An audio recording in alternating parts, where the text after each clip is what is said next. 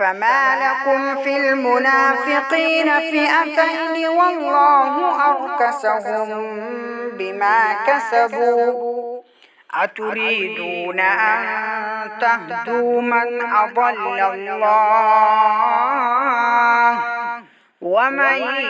يضلل الله فلن تجد له سبيلا ودوا لو تكفرون كما كفروا فتكونون سواء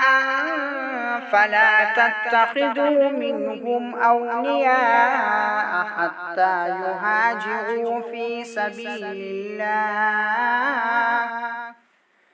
فإن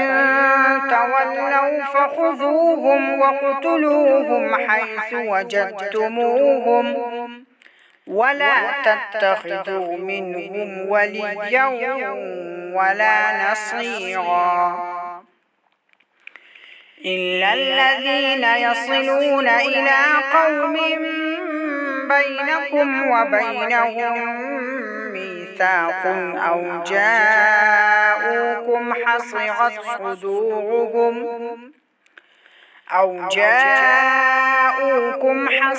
صدورهم أن يقاتلوكم أو يقاتلوا قومهم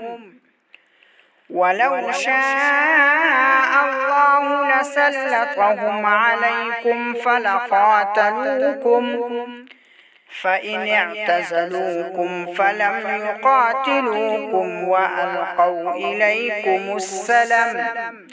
فما جعل الله لكم عليهم سبيلا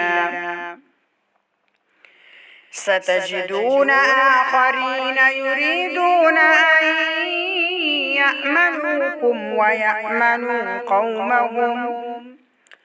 كلما ردوا إلى الفتنة أركسوا فيها فإن لم يعتزلوكم ويلقوا إليكم السلم ويكفوا أيديهم فخذوهم واقتلوهم حيث ثقفتموهم